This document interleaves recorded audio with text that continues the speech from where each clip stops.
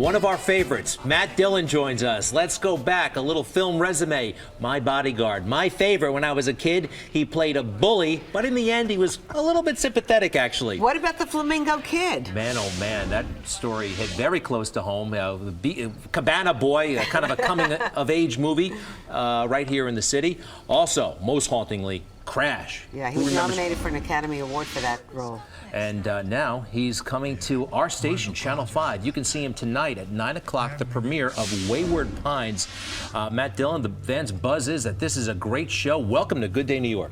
Heck, it's great to be here. I got a chance to go to a screening of the show with you and the cast. First of all, fantastic cast.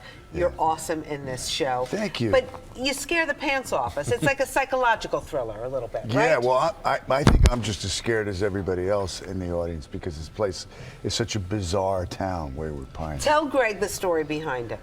Well, you know, the setup is my character's a Secret Service agent who's been sent to this town, Wayward Pines, to investigate the disappearance of two federal agents, two of his colleagues. And he never gets there because he ends up in a head-on collision. Well, he gets there, but he comes to in a hospital room with this very bizarre nurse and Melissa doctor. Leo, she is fantastic. It's really creepy. As that nurse. It's really first of all, it's a great cast. And you're trying to figure out what's real and what's not real in the show. I mean, you have to pay attention. Yeah, no, absolutely. It's absolutely one of the things that's really sort of troubling about the show. And I think for Ethan, because he begins to question his own sanity, like maybe this is all in his mind.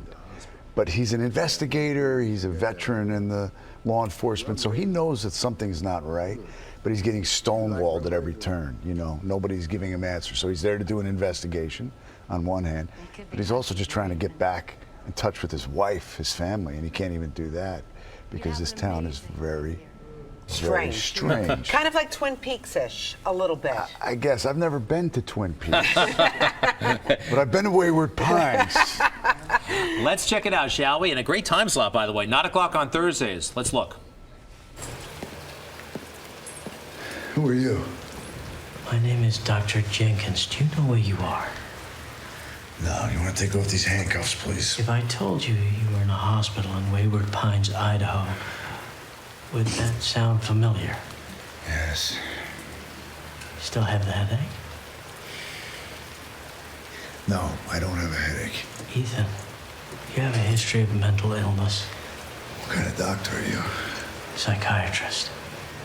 It's almost like One Flew Over the Cuckoo's Nest. You know, it has some of those little, some crazy parts, right? I mean. Absolutely. Okay. I mean, the fact that I'm in a hospital bed and I'm handcuffed, talking to a psychiatrist who wants to admit me to surgery. Right. You know, the whole thing is very bizarre. And then you get a nice big needle at some point, too. Yeah. And the fact that it's Matt Dillon on TV, that's new for some folks. Yeah. How many movies have you been in? Well, I haven't kept count. It's got to be over 100. No, Close. It's Pushing not it. over 100, but it's up there. I've done you know. You're from New Rochelle, right? Westchester, Mamaroneck. Mamaroneck. Born in New Rochelle. How did you get your start in the business? Well, I did my first film was called Over the Edge, right? So it was 1978, and I was in junior high school up there in Westchester, and I was asked to audition for a film, and that's how I They just spotted you and said you look like you'd be good for this film? Yeah, I think so. I mean, they spotted a few people. I was one of a number of people that came in and auditioned for this. And I think what I liked about the script was that the characters were so real. It was like it was a social commentary. It was about juvenile delinquents or something. Not that I was a juvenile delinquent.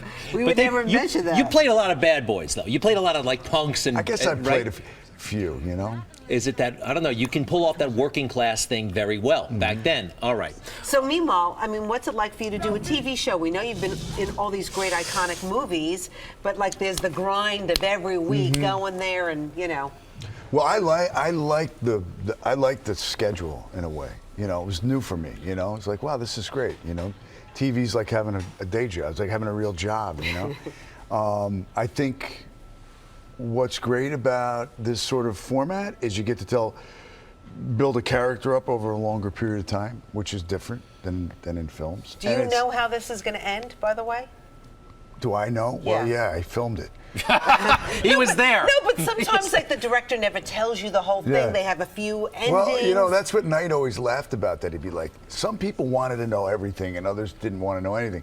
So Terrence, who knows a lot, Terrence Howard, his character knows a lot Right, about. Terrence Howard is in this too. He knows what's going on in this town. But Terrence sort of had a different approach. He sort of didn't want to know anything. Me, I don't know anything that's going on, but I wanted to know everything. So I don't know. I like to know, to kind of get an idea to prepare. But I think my character is discovering things as the audience is discovering things. Matt Dillon, what do you like to do when you're not working? I like to.